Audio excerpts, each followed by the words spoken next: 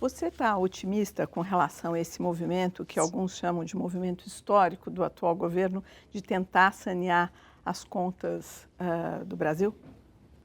Sim, moderadamente otimista. Sim, apenas começou, mas é um processo importantíssimo de encontro do Brasil com seus limites, ou, melhor dizendo, um ajuste entre sonhos e limitações, né? Sonhos são as despesas, tudo que a gente quer que o Estado faça por nós, e os limites são os recursos que nós mesmos damos ao Estado para trabalhar, que são limitados.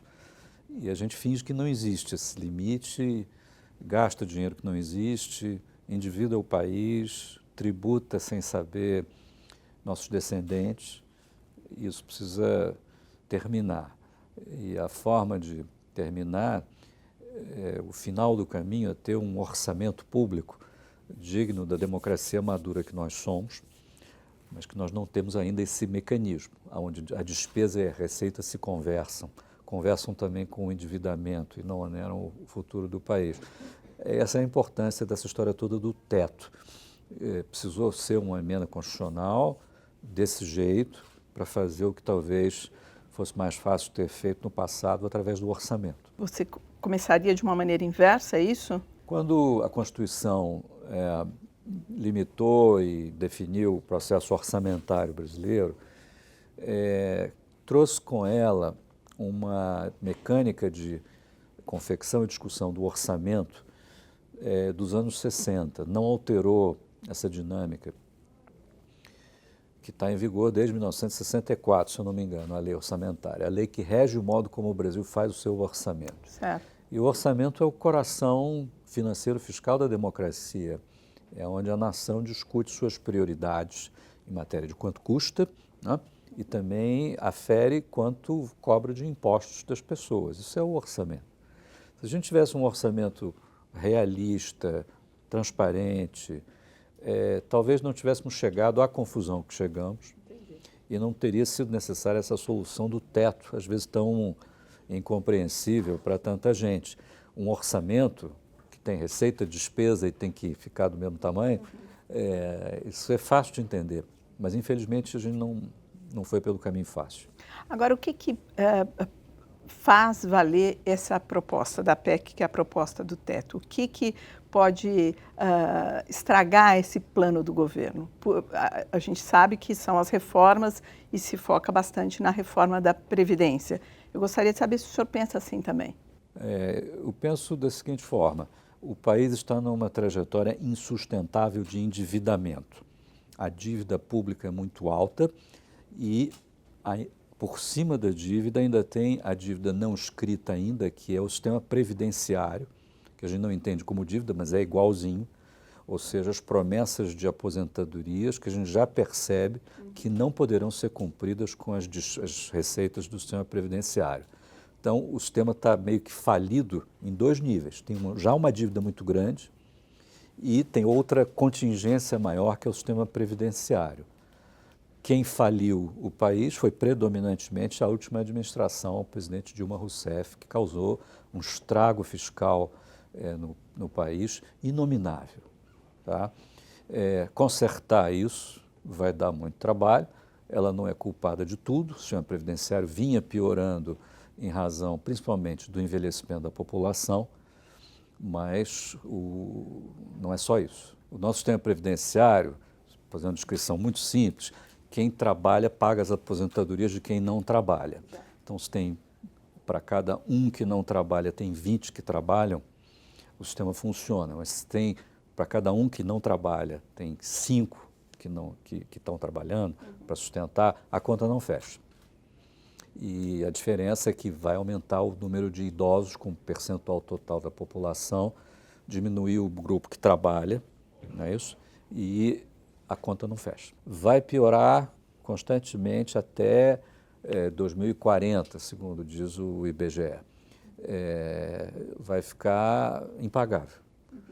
Então, aqui como em outras partes, um mecanismo óbvio de reduzir a conta é uma idade mínima de aposentar.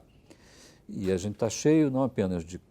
São casos, são exceções, são situações diferentes, mas gente que se aposenta com menos de 50 anos. Isso é um absurdo, não pode. Somos nós que pagamos, todos nós que pagamos. Por que essas pessoas têm que ter esse privilégio? Né? A resposta é não tem que haver esse privilégio. Nada contra a profissão, essa ou aquela, mas o dinheiro é nosso. E a gente tem muitas coisas que a gente gostaria de ver o dinheiro público utilizado. O dinheiro é do público, ele não é público. Né? E o público quer prioridades e, sobretudo, agora já não tem mais a inflação para fechar a conta, ou seja, a fabricação de papel pintado para pagar o buraco, né? Inventou-se um outro papel pintado que é a dívida. Ou seja, se não tem para pagar, tem um déficit e mais dívida. Dívida. A dívida pública já ultrapassou 3 trilhões de reais. 3 trilhões. Do jeito que vai, ela pode chegar a 90% do PIB. 3 trilhões são 70% do PIB. Pode chegar a 90%, se continuar do jeito que está.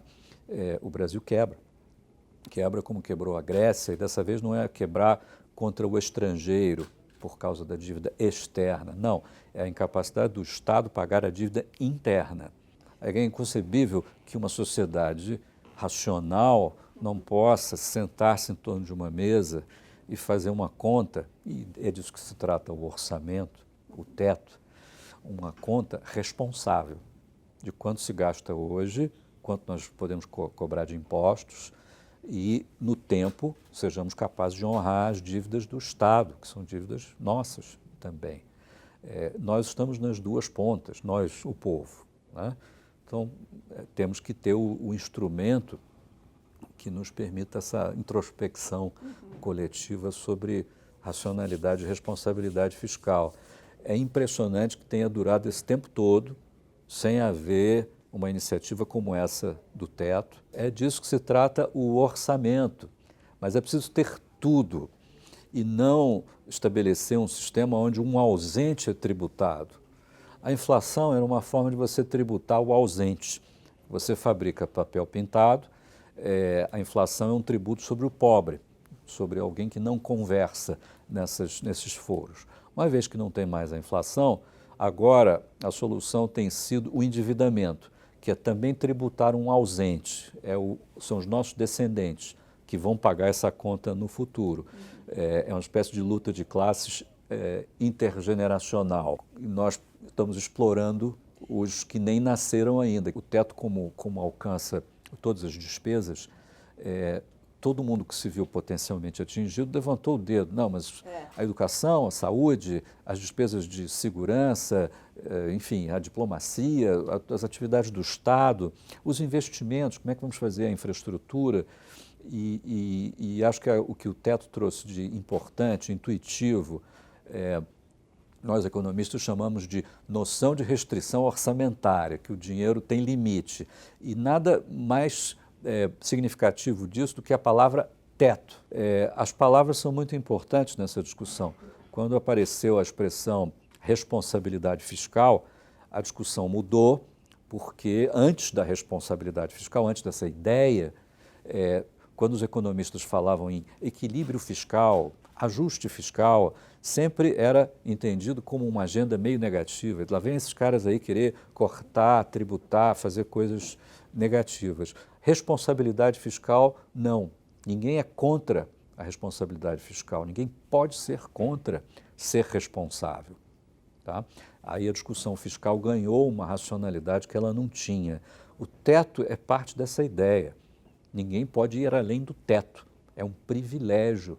Isso não cabe numa sociedade já tão cheia de gente que não tem privilégio, tem o contrário de privilégio, precisa consertar isso. Então, para que dar privilégios, ademais, para alguém? Há necessidade do debate porque há uma tendência a uma não compreensão da proposta quando se fala, vão tirar da educação, a saúde vai ser prejudicada.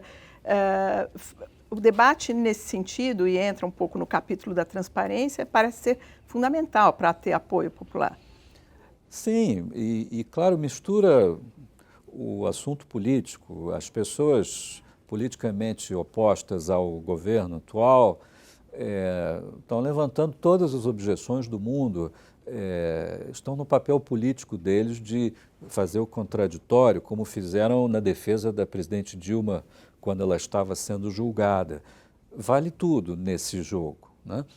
Ideias despropositadas e também as que têm algum sentido. Tudo entra na transparência, tudo é parte do debate. Os senhores parlamentares, representantes do povo, aprovam um orçamento e ali estão as prioridades da nação. Nós elegemos parlamentares, nossos representantes, para isto, não é isso? Eles são os detentores do mandato popular para decidir, então é no voto. Agora, não vale tributar quem não está lá, que é o pobre tributado pela inflação ou o que não nasceu tributado pelo endividamento. Tira-se as soluções que não são soluções, aí são enganações. O fato é que é preciso discutir impostos, as pessoas estão de má vontade de discutir aumentos de impostos, também é outra discussão. Quer mais dinheiro para alguma coisa, para a educação ou para a saúde, discute imposto. Se ninguém quer imposto, ninguém quer reduzir nada, como é que vai resolver? Precisa haver, em qualquer democracia, a solução da controvérsia. Ela se dá no âmbito do orçamento, do voto. O orçamento que a gente tem, ele seria sustentável se não fosse a extravagância, se não fosse a corrupção, ou não? Ele não está numa situação sustentável. A dívida pública já está muito grande e os desejos de despesa estão bem além do que a tributação permite. No decorrer do tempo, nós temos vivido de expedientes, de gambiarras, talvez, através de uma coisa chamada contingenciamento, que é uma palavra horrorosa, mas que consiste em não executar a despesa que o orçamento autorizou. O orçamento é uma lei que autoriza a despesa e estima a receita.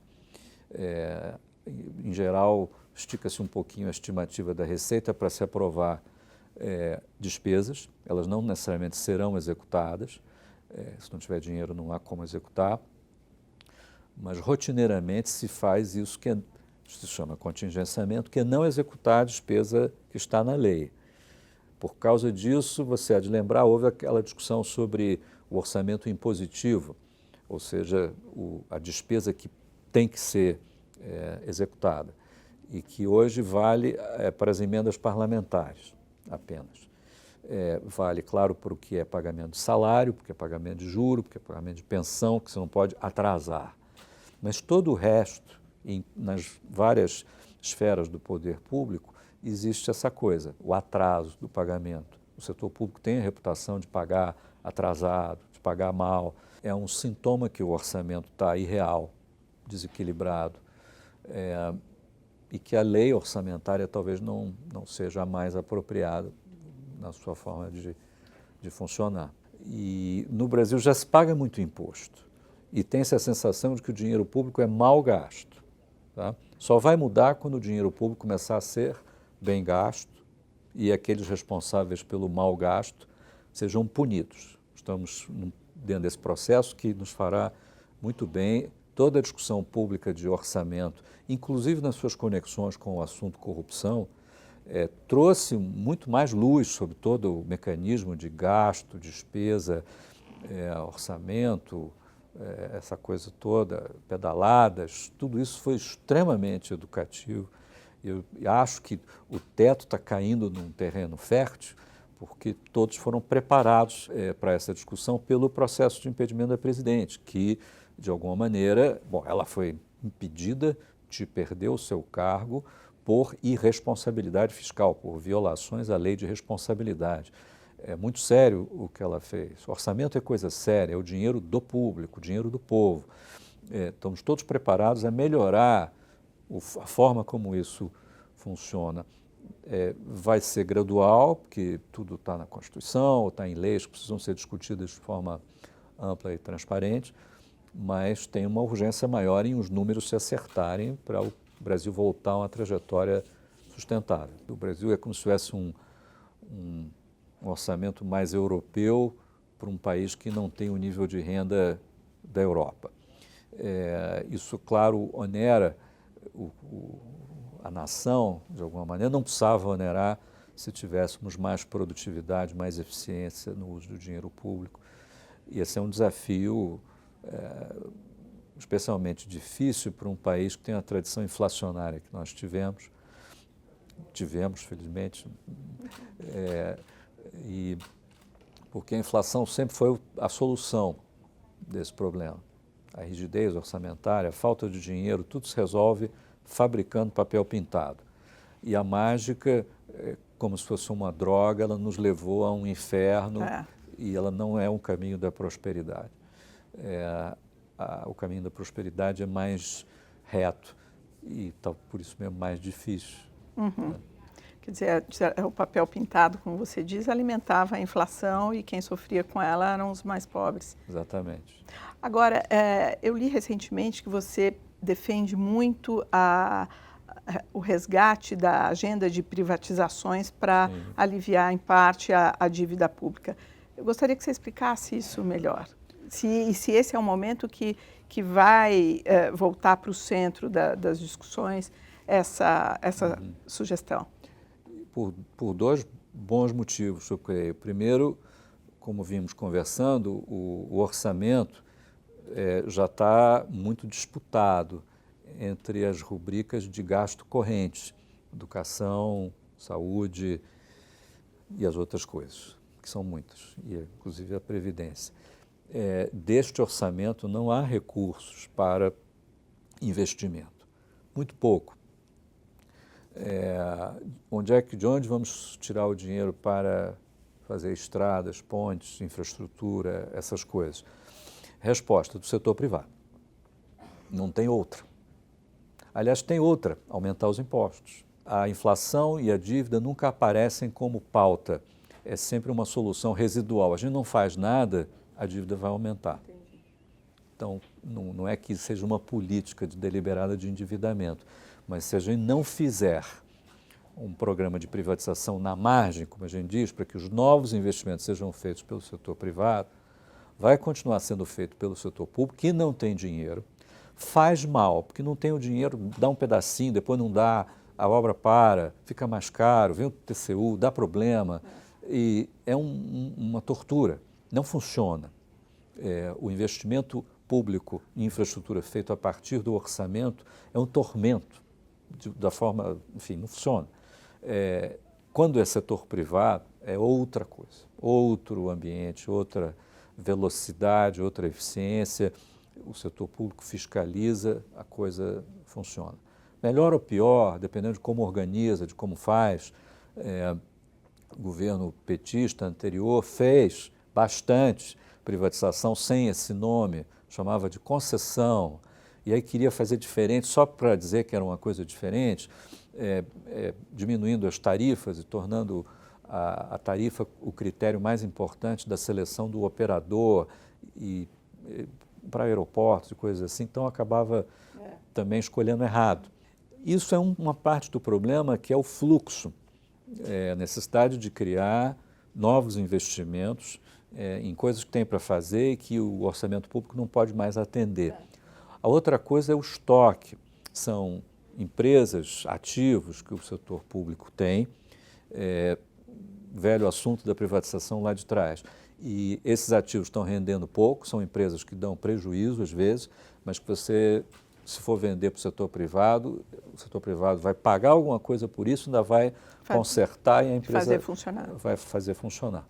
Quer dizer, isso destrava de alguma maneira o investimento e a compra de aquisições, fusões? Esta segunda parte, que tem muito que ver com vender ativos, é mais patrimonial, vamos dizer assim, um assunto, eu acho que o principal, além de melhorar a produtividade do ativo que existe, tem um atrativo espetacular que é o de cancelar dívida pública. Você usa o dinheiro arrecadado para reduzir a dívida pública, que já está muito grande. É como se você tomasse dinheiro emprestado pagando a taxa Selic, é isso que faz o governo. Toma dinheiro emprestado a 14,25% ao ano e carrega uma participação numa empresa que dá prejuízo. Economicamente, isso é uma insanidade. E por que ele faz isso? Não sei. Essa pergunta aos adversários da privatização. tá? Porque você deveria poder transferir todas essas coisas que dão prejuízo, poderiam ir para o setor privado e continuar a ser feitas ou feitas melhor. Isso, por que não fazer? A gente é contra o Estado obeso, Certo. que faz um monte de bobagem, está cheio de gordura, de corrupção e de empresas que dão prejuízo sem ter necessidade. E por que ter isso só porque a obesidade é ideologicamente correta? Não faz sentido. Quais são as empresas que seriam, que estariam num bom cardápio de privatizações? As de saneamento, tem boas empresas de saneamento nas capitais, em outros lugares nem sempre, porque são empresas que não têm capital, porque suas prefeituras, às vezes, estados, não têm como capitalizar essas empresas, que por sua vez não têm como fazer investimento, não têm como prestar o serviço. E aí não fazer saneamento significa ter uma saúde pior e o dinheiro que você gasta no Ministério da Saúde. Desculpa, meio que óbvio, mas no Brasil o óbvio em si não se impõe. Né? As de energia, por exemplo? As de energia, sim, e mesmo que estejam bem administradas, que estejam dando dinheiro, a pergunta é, está rendendo mais do que 14,25% ao ano, sim ou não? Se está, muito bem, mas dificilmente estará. Então é melhor você ter uma casa de campo e dever no cheque especial ou vender a casa de campo e cancelar o cheque especial. É um jeito de explicar que isso pode, inclusive, democratizar mais essa discussão e as ações, quando a população entende porque o Congresso vai ter um papel importante a partir de agora. Às vezes o público não se sensibiliza porque num assunto de uma privatização, o benefício é muito disperso e a oposição àquilo é sempre concentrada naqueles que se julgam prejudicados pelo processo. Outro dia eu vi, por exemplo, num estado aí, tinha um problema com a empresa de saneamento, o sindicato da empresa de saneamento é contra. É contra porque diz, vai haver demissões. Ok, estão no direito dele. Mas eu aqui do meu direito também fico perguntando, bolas, mas se o serviço que eles prestam, que é ruim, ainda por cima pode ser prestado com menos gente e menos custo, que história é essa? Por que eu tenho que pagar o salário daqueles caras ali que estão trabalhando sem necessidade? Por que o privilégio? Por que se aposentar com 40 anos? Por que parlamentar se aposenta com 8 anos? Quer dizer, tudo que é privilégio é imposto, é igual a um imposto. A gente tem horror a imposto e não tem horror aos privilégios. Por quê? Qual é o papel da população, da sociedade nesse momento, que é quem vai cobrar desse Congresso uma atitude que é um Congresso que está olhando para 2018 e não vai querer fazer escolhas que sejam impopulares, quando eles estão tendo em perspectiva as urnas? Bom, eu penso que a ideia do que é popular mudou muito de uns 20 anos para cá, talvez, seja em razão da experiência que o Brasil teve com a hiperinflação e seu combate, Plano Real, trouxe uma cultura nova sobre o modo como vê a economia e tudo mais, como também essa coisa das redes sociais que envolvem as pessoas e que faz as pessoas, cada qual, publicar o seu editorial para os seus amigos e cria um sistema muito de ressonância nas suas respectivas redes. De alguma forma, isso potencializou um anseio de opinar, de participar, que, não sei, tornou as pessoas mais aguerridas. Nos episódios recentes, inclusive ligados ao próprio impeachment, a participação da opinião pública foi muito importante em demonstrações de massa.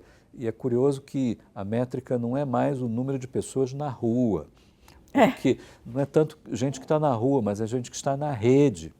Aí são dezenas de milhões participando. E não é o espaço que me deram, é o espaço que eu quis ocupar, é diferente. Exatamente. Então, essa transformação na forma de expressão da opinião pública, ela vai vir de encontro a essa história do que é popular, ou pelo menos das noções habituais do político do que é popular, que frequentemente confundem o que é popular com o populismo, que é a coisa irresponsável do gasto público sem limite, tudo isso está agora passando por uma transformação. Eu gostaria de saber sua opinião sobre a reivindicação dos governadores, os governadores que estão aí, como o Rio de Janeiro, mostrando uma fratura exposta enorme e as queixas dos governadores, parece que eles não têm responsabilidade com esse processo todo que eles estão apresentando ao governo federal.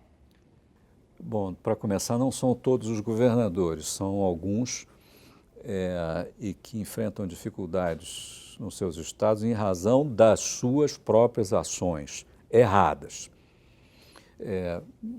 Não digo a maior parte, mas muitos estados, inclusive São Paulo, que geralmente é quem, pelo tamanho, é quem dá mais dor de cabeça para a União, está ok. Porque alguns perderam totalmente a noção da realidade. O caso do Rio de Janeiro, a pergunta é: a perda de arrecadação decorrente da queda dos preços do petróleo era imprevisível? Não era. Porque a despesa continuou aumentando como se os royalties do petróleo fossem permanecer do mesmo jeito que estiveram quando o petróleo estava a $100 pelo barril. Ou seja, não foi uma conduta responsável, de jeito nenhum. Outros estados, o Espírito Santo, que é bem ao lado, também tinha o mesmo problema de royalties, não teve a mesma ilusão, se comportou da forma reta e responsável, não tem problemas. Desta vez, não é um problema de endividamento, porque os estados têm limites a endividamento, é um problema de fluxo mesmo, de aumentar a despesa de pessoal, de contratar gente, botar gente para dentro, sem saber como é que vai pagar. E não tem como reduzir. Tem como reduzir os terceirizados, essas coisas, mas os comissionados. Os contratados não tem. E graças às negociações de dívida feitas no passado entre a União e os estados, não deixam os estados fazerem como outrora faziam, que é não pagar a União, dar o cano na União para arrumar dinheiro para fazer outras coisas. Como agora não pode fazer isso, a União tem capacidade de ir lá e tomar o dinheiro, faltou dinheiro, o que nós estamos vendo acontecer em alguns estados é não pagar a folha. É terrível. É terrível, porque eles criam uma exposição humana muito... Agora o culpado é o governador, não tem outro. Tá? Foi ele que criou essa situação, não é a União, não é a ganância dos bancos, nem nada disso. Porque a despesa cresceu tanto. Tá? Tem um líder, tem um responsável. Tá? E a União precisa arrumar uma solução para esse povo. É difícil estruturar os incentivos inerentes a essa solução, porque se agora a União salva quem se comportou mal, como se nada tivesse acontecido, é uma punição para quem se comportou bem, e o que é injusto, obviamente injusto, com São Paulo, com o Espírito Santo, com outros estados que fizeram o seu dever de casa. Que história é essa? Quem não faz o dever de casa é quem ganha o prêmio?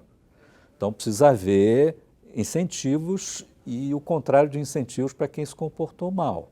Isso acho que é muito importante numa federação. A gente vê os dramas da Europa, não é isso? De quem se comporta mal, de quem se comporta bem, e como é que essas diferentes personalidades se coexistem numa federação. Mas existe uma pressão desses governadores, desse time de governadores, como se não tivesse saída para resolver a situação do que é mais básico, que é o salário de funcionário. Então, no caso do Rio de Janeiro, o governador não quer privatizar a companhia de saneamento. Ou seja, além de ter... Que seria uma saída para... seria um começo de saída, porque a União pode fazer como fez no passado, que é adiantar o dinheiro da companhia de saneamento, federalizando. Já perdeu a companhia de saneamento, o governador então faz com o dinheiro o que bem entender. Claro que o ideal seria no contexto de um programa onde ele vai botar as contas dele em ordem. A União fez isso com os estados em sucessivas rodadas ao longo dos anos 90, ali a partir de 93 até 98, várias rodadas de programas com os estados, onde comprou companhias estaduais, bancos, companhias de eletricidade e tudo mais, depois privatizou, quando privatiza faz um encontro de contas com os estados, mas arrumou os estados. Estão todos arrumados, todo mundo certinho, com as contas em dia. O que aconteceu que, de repente, alguns estão aí nesse estado crítico? A responsabilidade é de cada governador, de cada lugar, que fez o que não devia. Agora, nós, coletivamente, temos que saber tratar os indisciplinados. Como assim, nós coletivamente? Nós, o Brasil. Ah, sim. Nós, contribuintes. Entendi.